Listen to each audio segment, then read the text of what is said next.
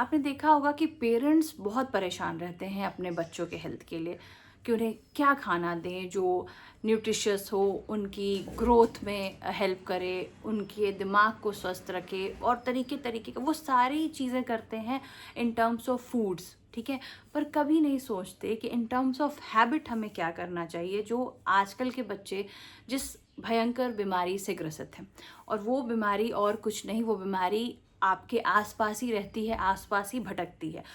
उस बीमारी को ना हटा के कुछ पेरेंट्स अपने आसपास के जानवरों को हटाते हैं कि ये जानवर है, इससे इन्फेक्शन हो जाएगा, ये काट लेगा।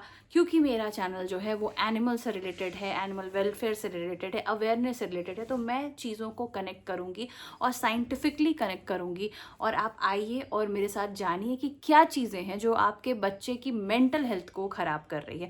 आप सभी जानते हैं कि जंक खाने से हेल्थ ख़राब होती है, फैटी लिवर होता है, हमारे स्किन, हमारे बालों में असर होता है, पर कभी हम ये नहीं सोचते कि मोबाइल गेम्स और मोबाइल हमें कितना परेशान कर रही है, खासकर हमारे बच्चों को। एक कंटिन्यूस स्क्रीन का टाइम देखता रहना, स्क्रॉल करना, ये सारी चीज़ें हमारे ब्रेन को कहीं ना कहीं बीमार कर रही है, ब्रेन को इन्हांस बिल्कुल नहीं करी। पहले जब हम छोटे थे, हमारे पेरेंट्स हमें खेलने का टाइम देते थे, आर्ट्स का टाइम देते थे, पेंटिंग का, स्कूल में चीज़ें सिखाते थे। स्कूल में तो आजकल बहुत एक्स्ट्रा करिकुलर एक्टिविटीज़ हैं, मैंने ये देखा है। मैं देखती हूँ स्कूल वगैरह में पहले से ज़्यादा छोटा सा भी स्कूल होगा तो वो एक्स्ट्रा करिकुलर एक्टिविटी बहुत करा रहा है, क्योंकि वो समझ रहा है कि बच्चे कहाँ लैक करें। लेकिन पेरेंट्स क्या करते हैं, बच्चे को खाना देना है, और बच्चा बच्चा से मेरा मतलब है 5 साल से 18 साल तक, ठीक है, जो भी उस बीच में आए, बच्चा बच्चा। कुछ लोगों ने मुझे कहा कि आप इतना बच्चा बच्चा क्यों बोलते हो। मेरे ही कुछ फ्रेंड्स और रिश्तेदारों ने बोला कि आप क्या इतने बड़े हो जो इस एज वाले को बच्चा बोलते हो। पर रेफ़र कर रही हूँ मैं इसीलिए ताकि आप मेरी बात ध्यान से समझ पाएँ। आपने देखा होगा आजकल पेरेंट्स बहुत परेशान रहते हैं। Being an educator as well, मेरे पास पहले जब मैं उस एज के कैंडिडेट्स को पढ़ाती थी, 11th 12th और आईआईटी जेई, तब लोग बोलते थे कि ये सुनता नहीं है, चिड़चिड़ापन है, अजीब सा बिहेवियर है। कब? जब आप उसका मोबाइल स्नैच करते हैं, आप उसका मोबाइल उसके हाथ से छीनते हैं, वो गेम खेलता रहता है, चाहे वो रील स्क्रॉल करता रहता है, और उस समय अगर आप उसे कोई काम बोलें या उसे कोई ऐसी बात बोलें तो उसको बहुत ही ज़्यादा गुस्सा, एग्रेशन फील होता है। और यही सेम बिहेवियर मेरे घर में मेरे एक स्टाफ का है, क्योंकि वो इतना ज़्यादा गेम्स में पिला हुआ है कि उसे चीज़ें याद नहीं रहती। उसे कुछ बोलो तो उसे लगता है कि आप उसके भले के लिए नहीं बोल रहे हो। अगर उसको मौका दे दिया जाए तो वो पहले खाना नहीं खोजता है, पहले वो मोबाइल गेम्स खोजता है, और जब तक बैटरी ड्रेन ना हो जाए वो पूरी तरीके से मोबाइल फ़ोन को यूज़ करता रहता है। अब हमें तो लगता है कि सिर्फ जो फूड हैबिट्स होती है, सिर्फ जो फूड हैबिट्स होती है वही हमें परेशान करती है, वही हमारे मेंटल और फिजिकल हेल्थ को अफेक्ट करती है, पर एक्चुअली में मोबाइल फ़ोन सबसे ज़्यादा अफेक्ट करते हैं। पहली चीज़ जो आपके ब्रेन को सबसे ज़्यादा परेशान करती है वो है मल्टीटास्किंग। अब क्या है, जो भी बच्चा 5 से 18 साल का है या उससे बड़े भी लोग हैं, खाना खा रहे हैं, बच्चों को मोबाइल दे दिया, अपने मम्मी पापा से बात कर रहे हैं, बच्चे मोबाइल स्क्रॉल कर रहे हैं, अपने ग्रैंड पेरेंट्स के लिए तो खैर उनके पास टाइम नहीं, वो तो हमारी ही जनरेशन के लोगों को नहीं था, तो अब तो और भी नहीं है। तो जब वो मोबाइल स्क्रॉल कर रहे हैं, बात कर रहे हैं, वो मल्टीटास्किंग कर रहे हैं, और मल्टीटास्किंग ब्रेन को बिल्कुल नहीं पसंद है। क्यों? क्योंकि आप ब्रेन को इफ़िशिएंट होना नहीं बता रहे, अपनी इफ़िशिएंसी को डिवाइड करना बता रहे हैं कि खाना भी खाओ, मोबाइल भी देखो, रील भी देखो, बीच में किसी फ्रेंड का मैसेज आया तो मैसेज भी देखो। तो आप समझो कि अगर आपके पास 100 यूनिट एफिशिएंसी है, 100 यूनिट, तो आप 100 यूनिट को 3 जगह लगा रहे हो, इन कंपैरिजन कि आप 100 यूनिट को सिर्फ खाना खाने में लगा सकते थे। या आपके पेरेंट्स आपसे क्या बात करें, शायद वो कन्वर्सेशन 2 मिनट में ख़त्म हो जाती, पर हमें लगता है कि नहीं ठीक है। और हमारे जो भी यंग जनरेशन है उनको लगता है कि ये नॉर्मल तो है, पर ये उनके ब्रेन को इनएफिशिएंट बना रहा है। एज एन मेंटोर मैं ये देखती हूँ कि कंसंट्रेशन बहुत कम है, समझ बहुत कम आता है, चीज़ें जल्दी भूलते हैं। हम लोग तो लैंडलाइन नंबर्स, मोबाइल नंबर्स, हमारे माँ बाप बोलते थे कि लगा दो, मेरे दादाजी कहते थे इसका नंबर डायल कर दो, मैं कर देती थी। कितने सारे नंबर्स हमारे मेमोरी में फिट थे, पर आजकल के जो भी यंगस्टर्स हैं उनको बिल्कुल भी ये चीज़ें याद नहीं रहती। दूसरा, डूम स्ट्रोलिंग। हमें लगता है कि स्कूल से आ गए, इंस्टीट्यूट से आ गए और 5 मिनट रील्स देख लेते हैं, पर वो 5 मिनट का 50 मिनट बन जाते हैं, आपको पता नहीं चलता। और हम इसको देखते रहते हैं और हमें लगता है कि समय कट रहा है, हम रिलैक्स कर रहे हैं, पर एक्चुअली में जब आपके ब्रेन को रिलैक्स करना था, आप उसको अननेसेसरी फीड दे रहे हैं। क्योंकि हमारे ब्रेन में बॉक्सेस होते हैं, खाने का अलग, लाइफस्टाइल का अलग, कपड़ा पहनने का अलग, एक्सरसाइज का अलग, और एक रील आई एक्सरसाइज की, एक reel I get ready with me, एक रील आई कि गर्लफ्रेंड से ब्रेकअप कैसे हुआ। और वो जितने भी यंगस्टर्स हैं वो इसको देख रहे हैं और उनको लग रहा है कि भाई हम तो कुछ ज्ञान अर्जित कर रहे हैं।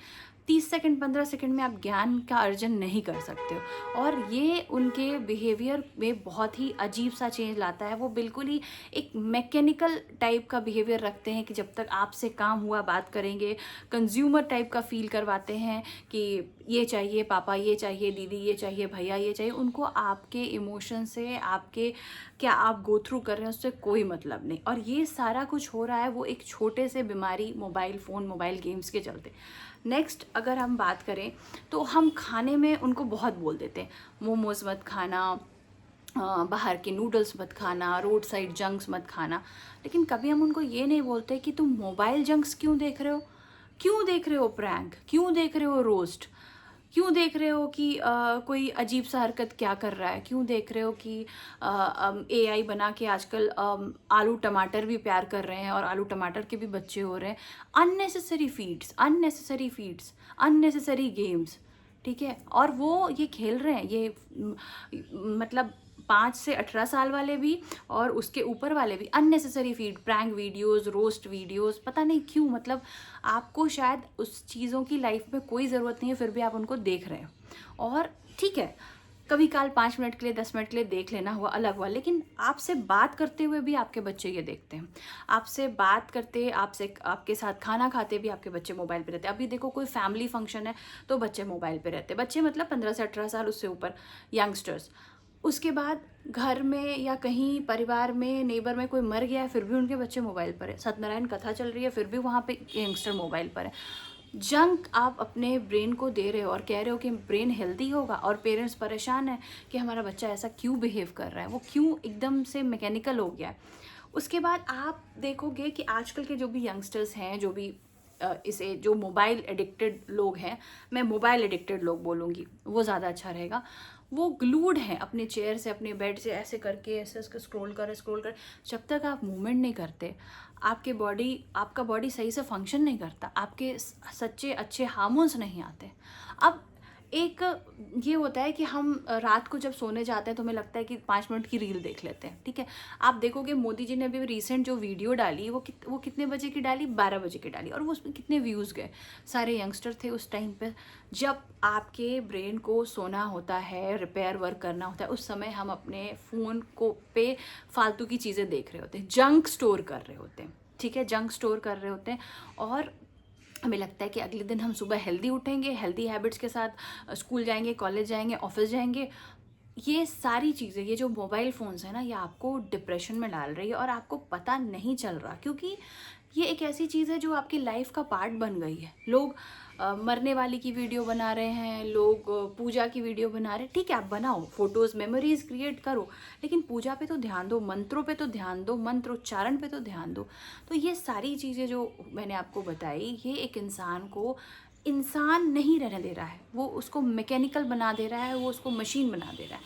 अब क्योंकि मेरा चैनल एनिमल रिलेटेड है तो मैं ये बात बोलना चाहूँगी, एक इंसान जो अपने मोबाइल से जुड़ा है और एक इंसान जो जानवरों से, प्रकृति से जुड़ा है, उन दोनों में आप फ़र्क देखना। कितनी भी बुरी स्थिति हो, एक इंसान जिसने उसके पास जो कोई पेट है या वो प्लांट लवर है, उसके पास एक रिस्पॉन्सिबिलिटी होती है। सुबह उठना है, पेट को वॉक पे ले जाना है, सुबह उठना है, उसको कुछ खाना देना है, ये इसके फ़र्क तो सही है, इसके हाथ पैर तो सही, एक रिस्पॉन्सिबिलिटी। आप कितने भी पहले तो आप डिप्रेशन में जाओगे नहीं, उनका क्यूट सा चेहरा देख के आप डिप्रेशन में जाओगे नहीं, उन जो प्लेफुल नेचर है उनका, आप डिप्रेशन में जाओगे नहीं। मेरी बात बहुतों को सही नहीं लगेगी, आप गूगल कर लो, एआई से पूछ लो कि क्या पेट्स और एनिमल्स आपके डिप्रेशन को कम करते हैं। क्योंकि बहुत लोगों को आप कितना भी रिसर्च पेपर दिखा दो, उनको लगता है कि मैं एनिमल लवर हूँ, इसलिए मैं इस पॉइंट को जो है वो सपोर्ट करती हूँ। आप देखना जो भी हमारे हैप्पी हार्मोन्स होते हैं, ठीक है ना, वो सारे रिलीज होते हैं जब आप पेट्स के साथ खेलते हो, आप जानवरों के साथ इंटरेक्ट करते हो, आप किसी को खाना देते हो, किसी को नरिश करते हो, किसी की केयर करते हो, आप रिस्पॉन्सिबल बनते हो। अब मुझे बताओ कि एक बच्चा अगर एक पेट को ध्यान दे रहा है तो क्या उसके बगल में उसके बुजुर्ग दादाजी होंगे तो वो उसको ध्यान नहीं देगा? क्या उसके बगल में कोई पानी मांगेगा तो वो उठ के नहीं देगा? एक बच्चा अगर पेट के लिए पानी ला सकता है तो आपके लिए भी पानी ला सकता है। अगर एक बच्चा सिर्फ मोबाइल में चिपका हुआ है तो वो नहीं उठेगा आपके लिए, वो, और उसको प्राइवेसी चाहिए। मेरे स्टाफ में जो कोई मोबाइल एडिक्टेड है उनको प्राइवेसी चाहिए। अगर उनके रूम में कोई दूसरा स्टाफ चला जाता है तो वो ऐसी ज़रूरत कर लेते हैं कि हमारे रूम में जा करके उसको खेलना है उस टाइम वो गेम, उसको वो एक साइकोलॉजिकल डिसऑर्डर से वो जाते हैं जो उनको पता नहीं चलता। तो जो भी लोग अपने बच्चों को, अपने होनहार भविष्यों को मोबाइल, महंगे महंगे मोबाइल फ़ोन्स, महंगे महंगे गेम्स और डेस्कटॉप ला के दे रहे हैं, आप उनको खुद से और अपनी फैमिली से बिल्कुल काट रहे हो। अब मैंने वो बच्चे, चाहे वो मेरे कज़न के हों, चाहे वो मेरे फ्रेंड के हों या मेरे आसपास के हों, आसपास तो ऐसी एग्जांपल्स कम हैं, पर जो मेरे सर्कल के हों, उसमें जो बच्चे पेट्स के साथ बड़े होते हैं, जो बच्चे प्लांट लवर है, नेचर लवर है, वो बहुत ही रिस्पॉन्सिबल है, बहुत ही कंपैशनेट है। एक इंसान अगर जानवर को या अपने पेट को संभाल सकता है तो वो आगे चल के अपने पेरेंट्स और ग्रैंड पेरेंट्स को भी संभाल सकता है। ये चीज़ें कनेक्टेड होती हैं। ऐसा नहीं होता कि वो सिर्फ कुत्ते को पानी देगा तो इंसान को नहीं देगा, वो अगर रैबिट को खाना देगा तो वो किसी अपने अंकल को खाना नहीं देगा, ऐसा नहीं होता। ये चीज़ें साथ में चलती है। तो आप क्या करते हो, आप सोचते हो कि एक पेट ले आएंगे या स्ट्रे डॉग्स को खाना दे रहे हैं, लोग क्या कहेंगे, लोग कहेंगे अब आपने भी ये पाल लिया। आप लोगों की सुनते हो और अपने बच्चे को बीमार करने के लिए 1 लाख 1.5 लाख का फ़ोन देते हो। तो बीमार आप उनको करते हो और उसके बाद कहते हो कि ये ऐसा कैसे निकल गया, हमारी परवरिश तो नहीं थी। परवरिश मोबाइल दे रहा है आप और हम नहीं दे पा रहे।